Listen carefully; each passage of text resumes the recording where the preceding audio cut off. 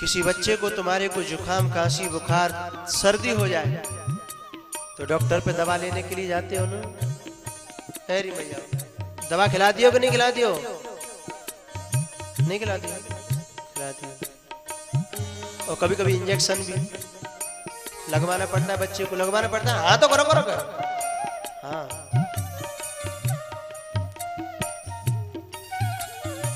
लेकिन एक उपाय मेरे पास ऐसा है, बच्चे को न इंजेक्शन लगवाना पड़ेगा, न गोली खिलानी पड़ेगी, न सिरप पिलानी पड़ेगी और बच्चा ठीक हो जाएगा। मेरे पास खुद के पास नहीं है, ये मैयाओं के पास ये परी है। मैं कहूंगा तो कहेंगी हाँ। बच्चा माँ का दूध पीता है और बच्चे को सर्दी हो गई तो उसकी सास है ना, वो बच्चे को नहीं डांटती और न बच्चे को दवा खिलाती है, वो अपनी बहू को दवा खिलाती है और कहती है तेरे ये छोरा बीमार करो है, मठा पी रही है मठा। क्यों भैया, आपको भी पता हो है ना? फिर सास माँ को डांटती है और फिर माँ स्वयं दवा खाती है और बच्चा ठीक होता है? ऐसे ही ये कथा माँ है। आपकी बीमारियों को ठीक करने के लिए तुमको दवा नहीं खानी पड़ेगी, ये खुद दवा खाएगी और ठीक तुम हो जाओगे। इससे बढ़िया और क्या चाहते हो बताओ?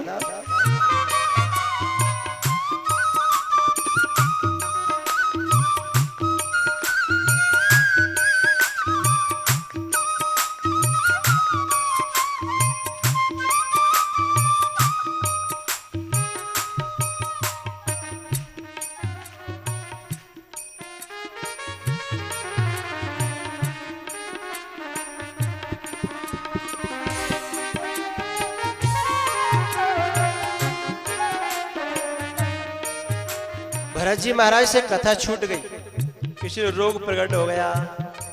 क्या? आसक्ति काय में? हिरण के बच्चे में। लेकिन भैया आप सब लोगों को बता दूं, भरत जी महाराज की तो एक ही बच्चा में भाई, और आप सब लोगों की है?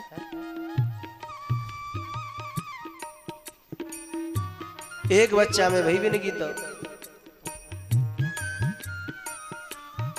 और हम लोगों की तो अनेकों बच्चों में है। अंतर इतना है, उनका बच्चा 4 पैरों वाला था और हमारे बच्चे 2 पैरों वाले हैं। वो बच्चा तो तब तक संग रहा जब तक उसके साथी नहीं मिले। हिरणियों का टोल आया और वो छोड़ करके चला गया। हिरणियों का टोल, ध्यान से सुना करो हर बात।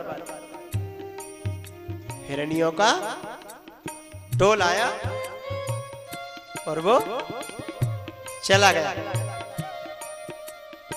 लेकिन आपके बच्चे छोड़ करके तो नहीं जाएंगे तुम्हें? नहीं जाएंगे। कजू तो ऐसे टेसू है,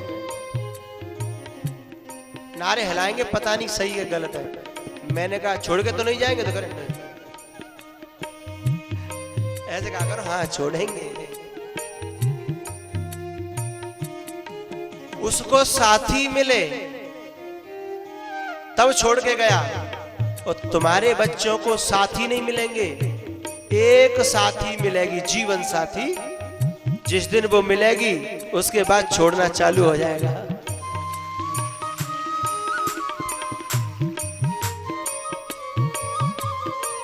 बोलो इरादा क्या सही है ना?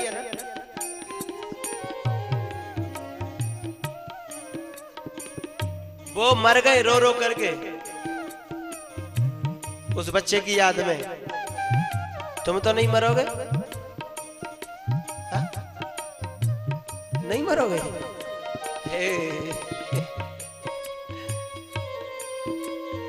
मरोगे तो सही, और बुला बुला के मरोगे, फिर भी वो आएगा नहीं।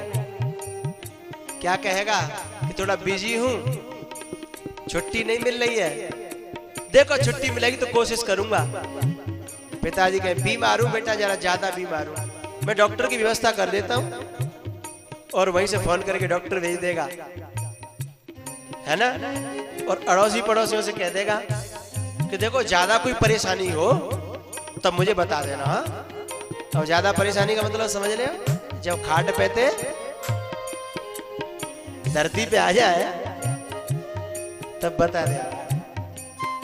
फोन कर करके बाप परेशान हो गया और रोता रहा कि मैंने इस बच्चे को खिलाया पिलाया बड़ा किया पढ़ाया लिखाया, आज मेरे लिए छुट्टी नहीं है, हैं?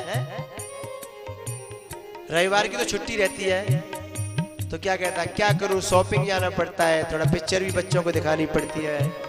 पिताजी मजबूरी है, आप समझो। अब पिताजी चाहे समझेंगे न समझे तो समझेंगे, नहीं समझे तो समझेंगे, हैं? और भैया बड़े बूढ़े हो, सबसे ज्यादा दुख मुझे तब होता है कि उसकी बच्ची बीमार होती है 3 लाख खर्चा करता है, पत्नी बीमार होती है 6 लाख खर्चा करता है, जो उसकी माँ बीमार होती है क्या करता है बताऊं? पहले तो सुनता ही नहीं, लेकिन जब ज्यादा बीतती है और देखता है कि गांव पड़ोस मोहल्ला सब ज्यादा बुरा कहेंगे तो उसे ले जाएगा दिखाने के लिए, सिटी ले जाएगा, शहर में जा रहता है, उसे इलाज कराएगा, दवाई फवाई लेगा और लौटा के फिर घर करने आता है तो क्या कहता है, पीछे से पूरे हिसाब किताब का पर्चा लाता है, इतनी दवाई, इतने इंजेक्शन, इतना बेड को खर्चा है, और मम्मी के हाथ में पकड़ा देता, भैया ये सब खर्चा हुआ था, फिर बाद में हिसाब किताब कर लेंगे। तब माँ बाप पे क्या गुजरती है, ये पर्चा दवाइयों का, इलाज का, बेड का, इतने पर भी माँ कुछ कहती नहीं है, कहती है बेटा ठीक है कोई बात नहीं। उनके हिस्से में 2-4 बीघा घर का खेत रहता है गांव में, उसमें फसल आती है, उसमें से गेहूं ले जाने के लिए पर्चा दिया उसने, इसमें से मुझे चाहिए। मैं उस माँ की जगह यदि मैं हूं ना तो मैं उससे एक बात पूछूं। वैसे मेरे भारत की माताएं तो इतनी शीलवान रहती हैं, उनके पास सिर्फ आंसू होते हैं और इतना हो जाने के बाद में कोई माँ बद्दुआ नहीं देती, सिर्फ रो लेती है, फिर भी कहती है तू खुश रहे बेटा, कोई बात नहीं, मेरे तो नसीब में जो लिखा है मैं भोगूंगी, पर तू जा रहे खुश रहे। लेकिन मैं हूं उस माँ की जगह तो इतनी सुनाऊं प्यारे, तूने 2-4 दवाइयां क्या खिला दी, पर्चा दे दिया, मैंने तेरे को 2 साल दूध पिलाया, मैंने कभी पर्चा दिया, उसका हिसाब किताब कौन देगा? तू मेरे बेड पे नहीं सोया, मेरी छाती पर सोया, उसका हिसाब किताब कहां है? मैंने 9 महीने पेट के अंदर बेड में रखा, जहां मैंने हवा भी नहीं लगने दी, तुझे गर्म एसी में रखा, उसका हिसाब किताब कहां है बता? मैंने तेरे को पढ़ाने में पैसे खर्च किए, मैंने तेरे कपड़े पहनाए, मैंने तेरे को क्या क्या नहीं किया, उसमें जो हिसाब किताब हुआ उसका तो दे। मैं हूं तो कहता, लेकिन भारत की माता नहीं कहती। भारत की माता सिर्फ आंसू बहा लेती है, लेकिन उन कपूतों को बिल्कुल भी शर्म नहीं आती पर्चा देने में कि ये मैया पर्चा है। बिल्कुल भूल जाते हैं कि मैंने दूध पिया है, बिल्कुल भूल जाते हैं कि मेरे मलमूत्र धोए हैं। उस नर्स ने 4 दिन सेवा की, उस नर्स का पर्चा पकड़ा गया, और इस नर्स ने कितनी सेवा की, उसका पर्चा, उसका हिसाब किताब। ये उन कपूतों की बात है जिनके खून में दुर्योधन का अंश बैठा है, जिनके खून में कंस का अंश बैठा है। मेरे प्यारे हो, आप सब बड़े बूढ़ों से निवेदन है, ऐसा सबके साथ हो रहा है, हुआ है और होता है, तो हम क्या करें? मेरी प्रार्थना है, यदि इन सब दुखों से तुम बचना चाहते हो तो परमात्मा की सेवा करिए, संतों की सेवा करिए, ईश्वर की सेवा करिए, धर्म की सेवा करिए। ये प्रसन्न हो गए तो तुम्हें औलाद से सुख की इच्छा नहीं होगी, क्योंकि तुम्हें परमात्मा फिर इतना सुख देगा कि औलाद बुढ़ापे तक तुमसे चिपकने का प्रयास करेगी, तुम औलाद से चिपकने का प्रयास नहीं करोगे। लेकिन हमने गलती क्या कर दी? हमने औलाद की सेवा की और औलाद आज तक किसी की हुई नहीं है। मैं प्रमाण देना चाहता हूं, आप लोगों के साथ में घटित हो रहा है, लेकिन मेरे साथ ये घटित नहीं हो रहा। आप लोग कहेंगे कि मैं बूढ़ा नहीं हूं, इसलिए मैं ऐसे ऐसे संत बता सकता हूं जो चारपाई पर पड़े पड़े उन्हें 3 साल हो गई, लेकिन सेवा करने वालों की लाइन कम नहीं हुई। पटियावारे बाबा थे, करेवारे बाबा, बाबा रामदास जी। बहुत दिन पहले उनका शरीर जो है कमजोर हो गया, चलना फिरना बंद हो गया, भोजन पानी बंद हो गया। बेबी बाबा थे ना, और उनके अंश से कोई पैदा नहीं, लेकिन फिर भी सेवा करने वालों की लाइन मैंने अपनी आंखों से देखी है। बेबी तो बाबा है और तुम बाबा है। तुमने तो पूरे जीवन सेवा करी, जा औलाद की वो सेवा ना कर रही, उन्होंने किसी की सेवा नहीं की, उन्होंने काऊ घास नहीं डाली, सिर्फ परमात्मा की सेवा करी। और परमात्मा की सेवा करने वाले की लाइन लगी रही सेवा करने वालों की। संसार की सेवा कितनी भी कर लेना साहब, तुम्हें क्या मिलेगा वो तुम जानते हो, मुझे बताने की जरूरत नहीं है। भगवान तुम्हारे चरणों में यदि प्रेम किसी का हो जाए, 2 चारों की तो बातें क्या, संसार उसी का।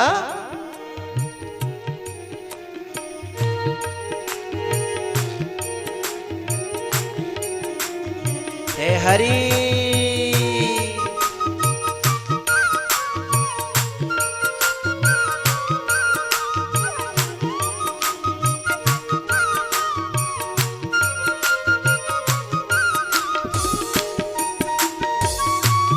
ऊपर हाथ किया करो भाव से।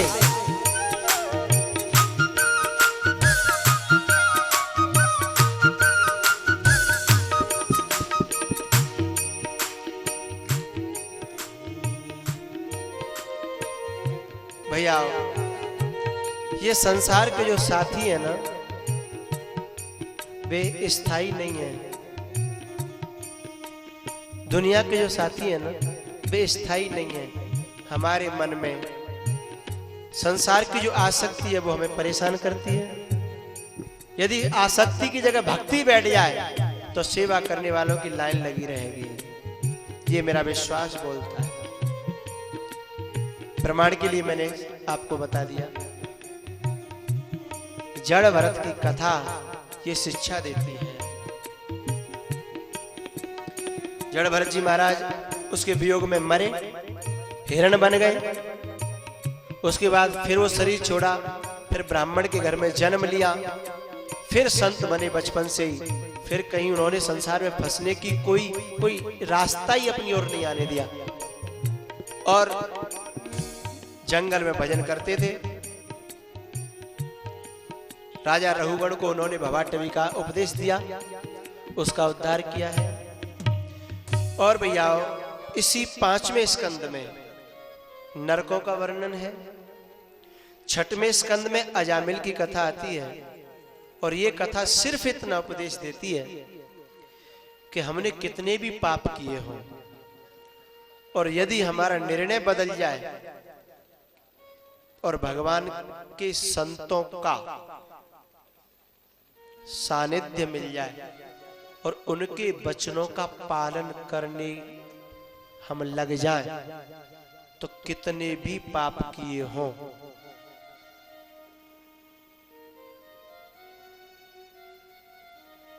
फिर भी कल्याण हो सकता है। ऐसा कह दूं या ऐसा कह दूं होगा ही,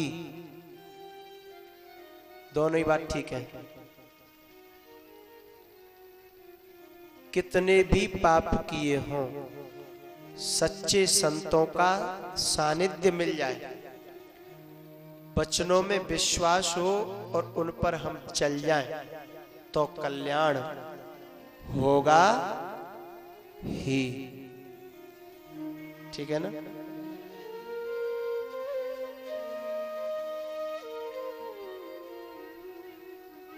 कल मैंने एक बात और बताई थी कि संत कहाँ मिलते हैं? तीर्थों में, जंगल में नहीं, घरों में नहीं। संत मिलते हैं अपनी श्रद्धा में। श्रद्धा है तो संत कहीं भी मिल जाएगा, और श्रद्धा नहीं है तो संत कहीं नहीं मिलेगा।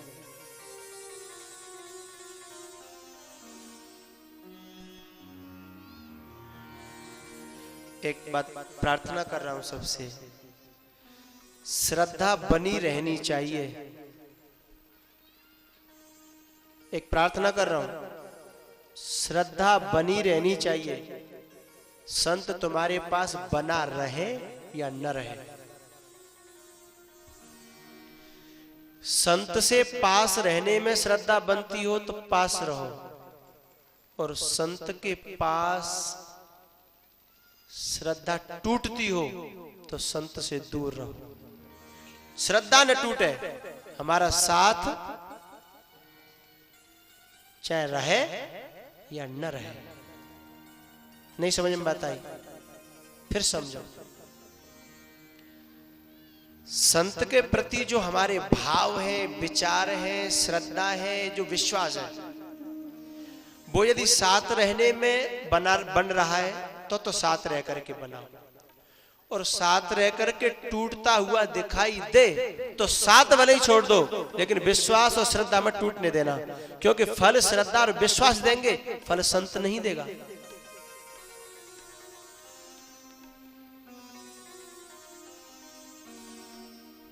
फल श्रद्धा और विश्वास देंगे। मैं इसलिए कह रहा हूं ये बात कि कुछ लोग संतों के साथ में बरसों रहे, और मैं तो यहां तक कहूंगा कि पूरे जीवन रहे, लेकिन उन्हें कुछ मिला नहीं। बाद में जब उनसे पूछा तो उन्होंने एक शब्द कहा, अरे हम तो सब देख ले, संत फंत, कोई तेल नहीं निकलो। मेरे मन में तो ऐसे कही मैंने कि तेल नहीं निकले तो कोलू पेर दे, और कोलू आई डेंगाई है। तेल निकाले में डोल रहे संतन को है, कोई तेल नहीं निकले। तो मैं ये कहना चाहता हूं कि ऐसा कब होता है कि रह तो संत के साथ रहे हैं, लेकिन हम घर और गृहस्थी के और संसार के विकारों को खुद में पनपा रहे हैं और संतों में भी डालने की कोशिश कर रहे हैं। श्रद्धा टूट चुकी है, अब किसी कारण बस हम साथ बने हुए हैं तो फल नहीं मिलेगा। ठीक है ना? अच्छा, ये शरीर है, इसमें कभी गुस्सा भी है, क्योंकि ये गुण और दोषों से बना है ना? कभी इसमें गुस्सा भी है, कभी इसमें लोभ भी है, कभी इसमें लालच भी है, कभी इसमें ममता भी है, क्योंकि ये सब मिट जाएंगी तो फिर ईश्वर न बन जाएगा आदमी है। और संत क्या है? साधना करने वाला एक पथिक है। तो जब तक सिद्ध नहीं हो रहा तब तक ये विकारों से परेशान करेंगे, और विकार उसे परेशान कर रहे हैं, और सानिध्य में रहने वाले की अश्रद्धा होती है। सानिध्य में रहने वाले की श्रद्धा टूटती है, विश्वास टूटता है, तो फिर फल प्राप्त नहीं होता। हाँ, वो अपने जीवन में आने वाली परेशानियों से, विघ्न से, विघटनों से वो जूझ है। तुम दूर रह करके, इतनी दूरी कि हमें उनके विकार न दिखे, हमें उनका संतत्व दिखे, हमें उनकी साधुता दिखे, हमें उनका अच्छा प्रभाव दिखे। इतनी दूरी, और सेवा का अवसर आए तो बहुत नजदीकी। तो हमारा श्रद्धा और विश्वास न टूटे, साथ छूटे या रहे। बात समझ में आ गई? 3 साल में 365 दिन होते हैं और तुमने किसी संत का संग किया साल में 265 दिन, और 265 दिन में उस संत को खूब शांत रहा, पूजा पाठ किए, साधना की, 265 दिन में 5 दिन भी उसे गुस्सा आ गया तो तुम्हारे मन पर उस गुस्से का कुप्रभाव पड़ेगा, है ना? तुम अरे ठीक है वैसे सब संत हैं बढ़िया है, पर महाराज तमोगुण बहुत है। क्या हुआ? तमोगुण बहुत है। 365 दिन में से 265 दिन साथ रहे तुम और केवल 5 दिन गुस्सा आया, लेकिन आपके मन में क्या हो गया? आपकी श्रद्धा को ठेस पहुंची, आपके विश्वास को ठेस पहुंची। तो 365 में से 265 जरूरी नहीं है कि तुम रहो, 50 दिन रह लो। मैं ये कह रहा हूं सानिध्य जरूरी है, संगति जरूरी है, सेवा जरूरी है, लेकिन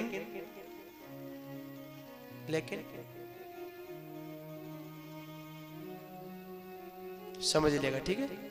समझ गए ना? संसार की कोई भी छत खम्भों पर टिकी रहती है, ठीक है? ये पांडाल है, काय पे टिका है? इन खम्भों पर टिका है ना? इन खम्भों में उचित दूरी है थोड़ी सी, इसलिए पांडाल टिका है। समझ गए? इन खम्भाओं में 10-10, 15-15 फुट की दूरी है, और ये खम्भा गए नहीं हम तो इतनी दूर नहीं, हम तो पास पास रहना चाहते हैं, और खम्भाओं को एक जगह कर दो, कितना अच्छा पंडाल बनेगा।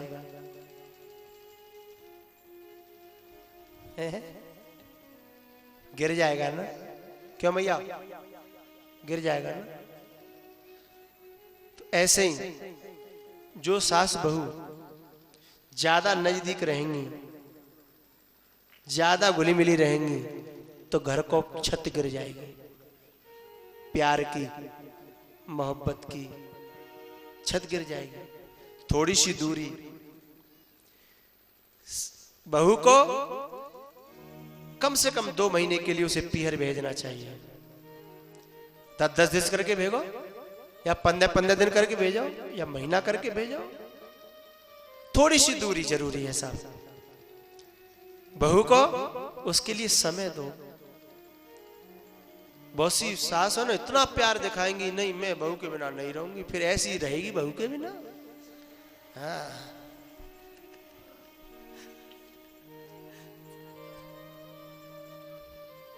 देखो भैया, मुझे घर गृहस्थी की बातें ज्यादा मालूम नहीं है, पर तुक्का लगा देता हूं। गलत हो तो आप आप सही कर लिया करो, ठीक है? लेकिन मैं इतना जानता हूं कि जहां ज्यादा नजदीकी आई तो छत गिरेगी, है ना? और ज्यादा दूरी हो गई तो भी छत गिरेगी। अति का भला न बरसना, अति की भली न धूप, अति का भला न बोलना, अति की भली न चुप। है तो ज्यादा नजदीकी मतलब ना मैया हो है, हाउ तो करो हाउ। हाँ,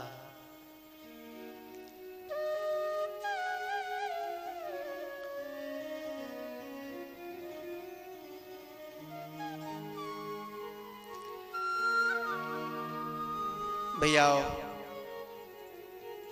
अजामिल की कथा से मैं कह रहा था कि इस अजामिल को थोड़ा सा ही संतों का सानिध्य मिला और वे कह गए थे कि अपने बच्चे का नाम नारायण रख लेना। इसने बात मान ली, सानिध्य ज्यादा नहीं, संगति ज्यादा नहीं, सेवा तो बेचारे ने की नहीं, लेकिन बात मान ली। अब हम में कुछ लोग ऐसे होते हैं कि सेवा करते हैं, संग भी रहते हैं, लेकिन बात हा? नहीं मानते। अपनी मौत का ही कह रहे हो, लेकिन ये सत्य है, बात नहीं मानते हैं ना, इसलिए संगति और सेवा वो फल नहीं दे पाती है। और यदि उनसे कोई कह करे तुम तो संतों के साथ रहते हो और तुम बताओ बात, फिर क्या कहता आदमी? हाँ, संतन की ऐसे मानी तो चलो वो घर हो, है? संतन की पूरी पूरी थोड़ी मानी जाती है। फिर संतों में से तेल कैसे निकलेगा? तो अजामिल ने संतों की न सेवा कर पाई, न संगति कर पाई, सिर्फ वचन का पालन करा। उससे उस अजामिल जैसे पापी की भी सदगति हो गई, है ना? भगवान का नाम और अपने बच्चे का नाम एक ही रखा उसने। तो अंतिम समय वो कथा तो आपने सुनी है।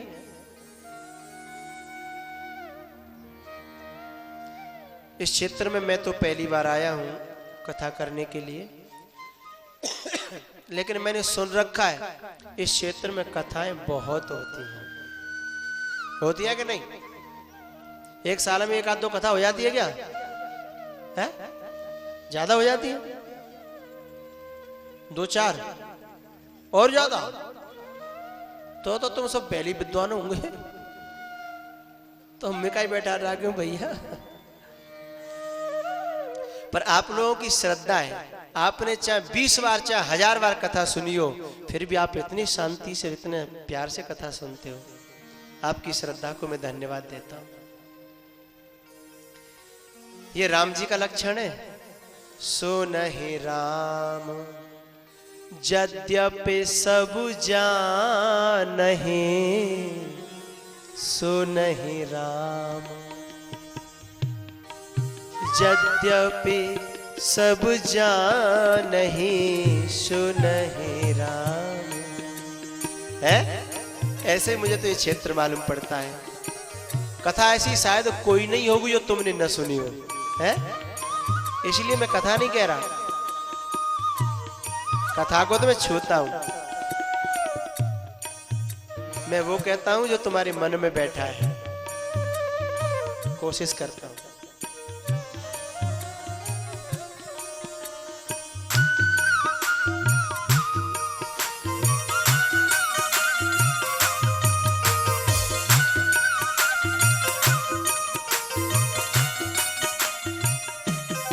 बात मानो न मानो खुशी आपकी, बात मानो न मानो खुशी आपकी।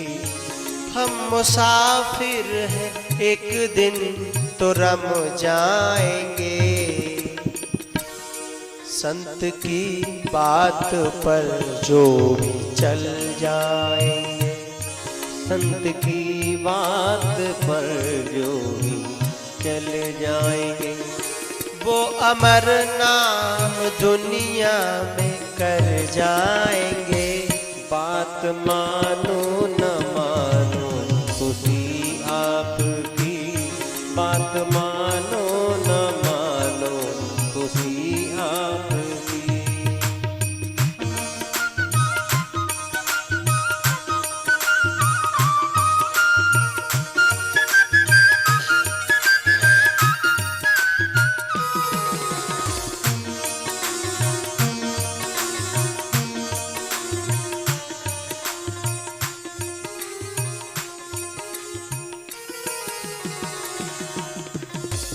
7वें स्कंद में प्रहलाद जी की कथा आती है।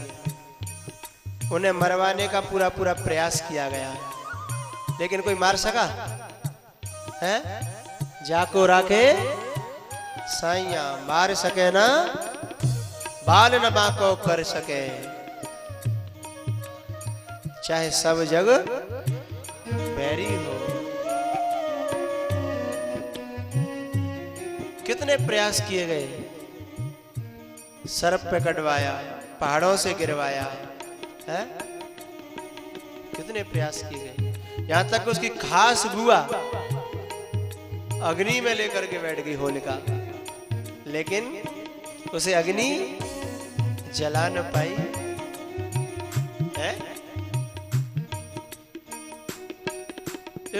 मैं जब छोटा सा था, ये माता एक भजन गाती थी, मोहि राम नाम प्यारो,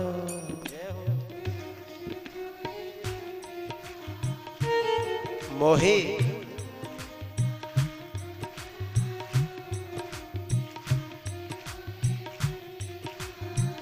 मत मारो। तो हम पे कुछ गलती है रे, हमने और तरीके से सुना था, मोहि राम नाम प्यारो, पिताजी बेशक मारो, राम नाम प्यारो। गाओ गाओ का आवाज तुम्हारी मेरे पास कैसे कम आ रही है? अरे वो जुकाम, मेरे कान गुम है, कहा कर।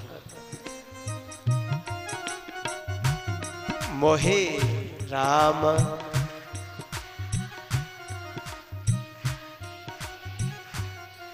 है,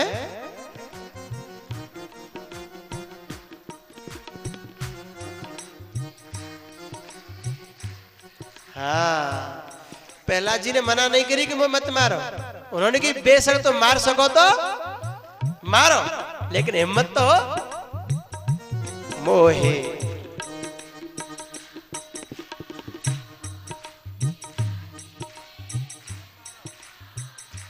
अभी गड़बड़ी आदि आदि है, तुम गाओ कि मेरे, हाँ रहने तुम्हारी सुन ली, बस सुन ली तुम्हारी आला। मोहे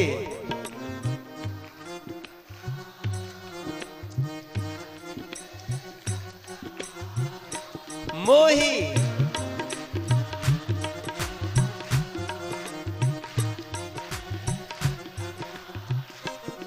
बराबर सराबर कैसे ही हो, मैं समझी के बादर फारेंगे। मोही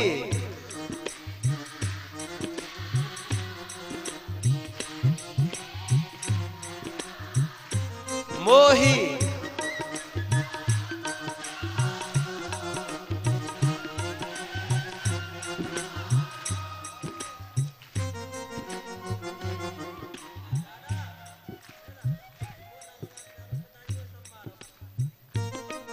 इधर नहीं, अभी बराबर से ही है, मैं कहूँ विजय ना कर रहा हूं। एक बार बुलवाऊंगा और फिर बताऊंगा किन की आवाज तेज है। मोही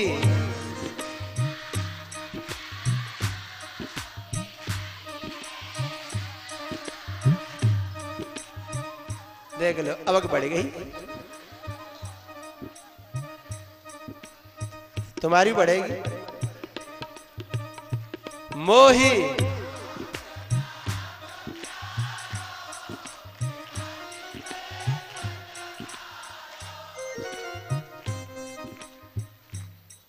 अदालत इस निर्णय पर पहुंची है कि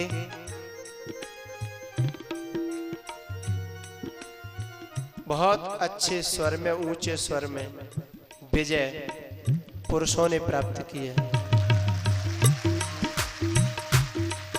हे हरि,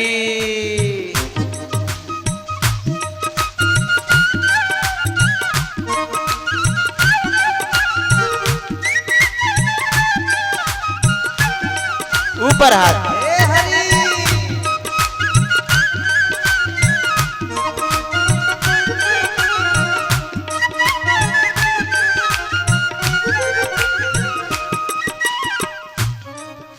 मेरे हाथों के साथ तुरंत नीचे कर लिया करो। हाँ, मोहि राम नाम पिताजी।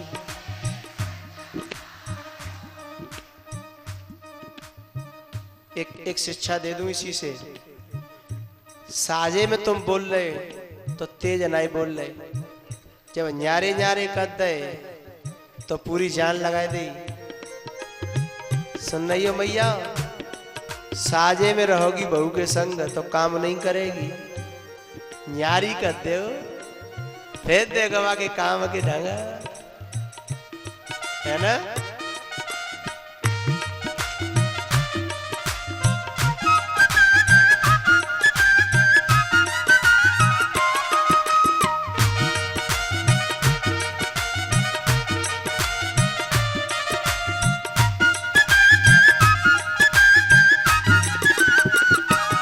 मोहि राम नाम प्यार गाओ। मोहि राम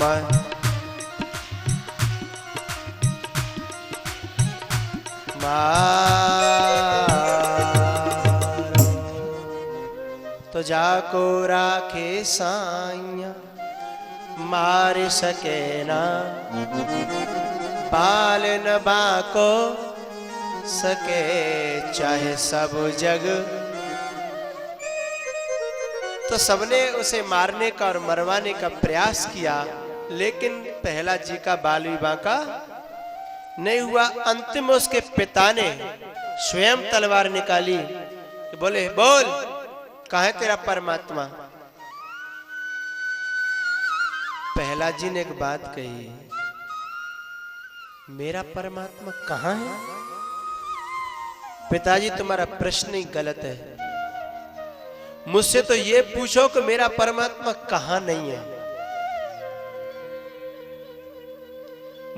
मुझे आप ऐसी जगह बताओ कि जहां मेरा परमात्मा न हो। धरती में, आकाश में, दिशाओं में, पहाड़ों में, खम्भों में, हम में, तुम में, सब सामान में, खड़ग खम्भ में। मुझे तुम ये बता दो कि मेरा परमात्मा कहां नहीं है।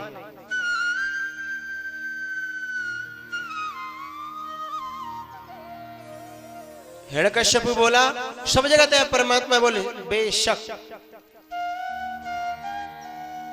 तो बोले तेरे को दिखता है। बोले हाँ मेरे को महसूस होता है, मेरे को दिखता है। तो बोले हमको तो नहीं दिखता। तब प्रहलाद ने कहा कि तुम्हारी फूट गई है तो मैं क्या करूं। तुम्हें नहीं दिखता तो तुम्हारी फूट गई, मैं क्या करूं। पर मुझे दिखता है, मेरा परमात्मा हर जगह है।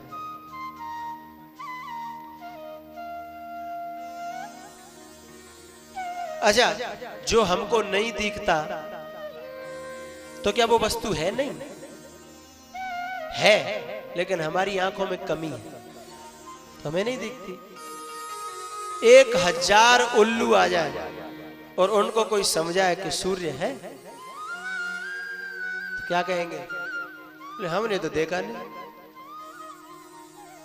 तो उनसे कहे है कि नहीं? बोले देखा नहीं है तो है भी नहीं। 1000, 1-2 की बात नहीं कर रहा, 1000 का 1,00,000 सब यही कहेंगे सूर्य। बोले कहाँ है? हमने देखा ही नहीं। तो तुमने नहीं देखा तो इसका मतलब ये थोड़ी कि सूर्य है ही नहीं। तुम्हारी आंखों में उसे देखने की क्षमता नहीं है।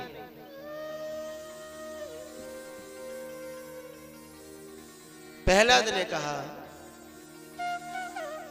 पिताजी मेरे को दिखता है।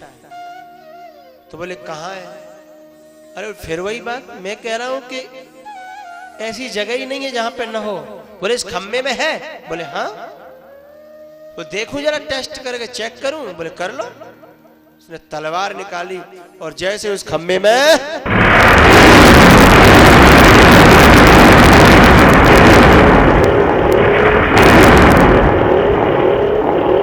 बोलो नरसिंह भगवान की, जोर से बोलो नरसिंह भगवान।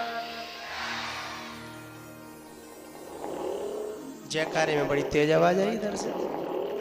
बोल नरसिंह भगवान की।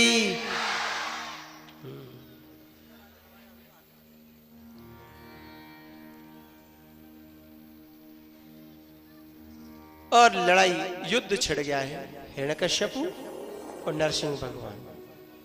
देवता सब आ गए, भगवान को इशारा कर रहे हैं कि ज्यादा देर मत करो, बहुत दिन है गए, जल्दी से जल्दी। भगवान ने कहा कि इसका समय तो नहीं आया अभी।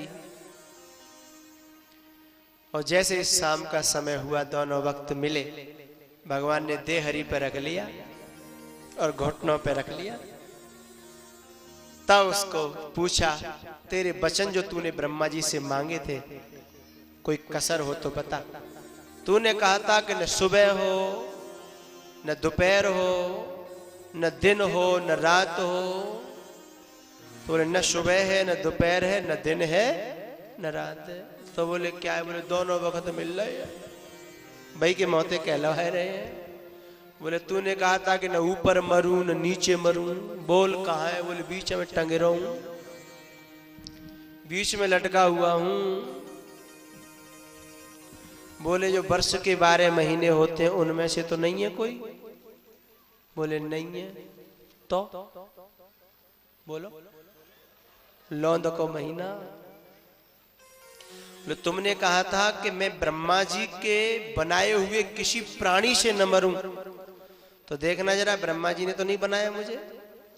बोले नहीं, ब्रह्मा जी ने तो या तो निर्लेप मानव बनाया या निर्लेप शेर बनाया, और तुम तो मिक्सिंग बन के आए हो, 2 in 1।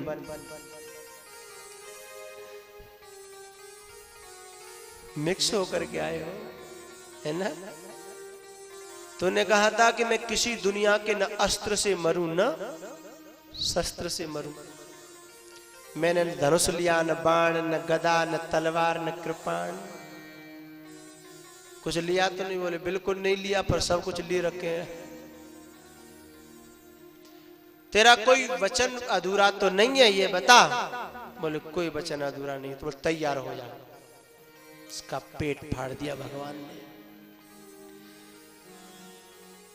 उसके बाद फिर भगवान गद्दी पर बैठे हैं पवित्र करने के लिए। प्रहलाद को गोद में लिया, प्यार किया, चाटा। उसके बाद प्रहलाद से कहा, बेटा कुछ मांग ले। प्रहलाद ने कहा कि प्रभु मैं तो कुछ मांगना जानता ही नहीं, मैंने आज तक मांगना सीखा ही नहीं है। मेरे गुरुदेव ने तो ये सिखाया कि मांगन से मरना भला, मत मांगो कोई भीख, मांगन मरण समान है, ये सदगुरु की सीख। मैंने मांगना सीखा ही नहीं। अरे बोले मैं स्वयं प्रकट हुआ हूं तेरी आराधना पर, तो परमात्मा से मांगने में क्या दिक्कत है? तो प्रहलाद ने कहा कि आज यदि परमात्मा से मांग लिया और मुझे मांगने की आदत पड़ गई, तो फिर संसार वालों से भी मांगना शुरू हो जाएगा, और मैं मांगना नहीं चाहता, क्योंकि यह सदगुरु की सीख। मांगना बहुत बुरा होता है, आप लोग तो जानते होंगे। भीख मांगना तो छोड़ा, कर्ज मांगना भी कितना बुरा होता है ना। किसी आदमी के पास जाने से पहले तुम कितनी बार सोचते हो